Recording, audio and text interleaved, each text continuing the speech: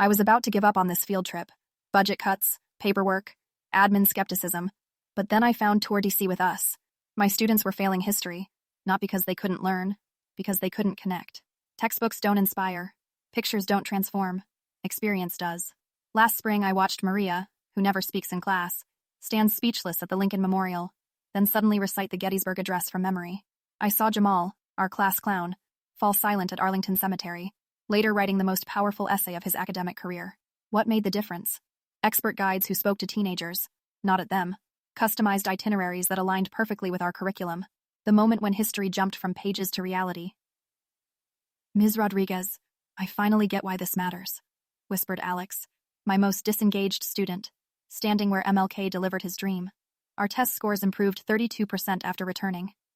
But the real transformation was deeper. Students connecting their lives to the continuing American story.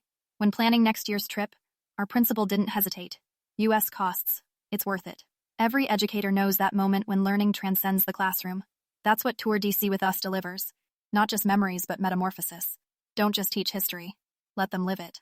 They called it just another field trip, until the moment they stepped off the bus in D.C. Ms. Reynolds watched as her normally disengaged 8th graders froze, staring up at the Washington Monument piercing the morning sky. Even Tyler, who'd spent the 3-hour ride buried in his phone, slipped it into his pocket without prompting. I didn't think it would be so big, whispered Amara, the girl who'd never raised her hand in history class. When their TourDCwithUS guide James, a former history teacher with infectious enthusiasm, gathered them at the steps of the Lincoln Memorial, something shifted. As students placed their hands on the cool marble where MLK delivered his dream, history crawled out of textbooks and into their fingertips. At the Vietnam Veterans Memorial, Dewan found his grandfather's name. The class fell silent as he traced the engraved letters, tears streaming down his face.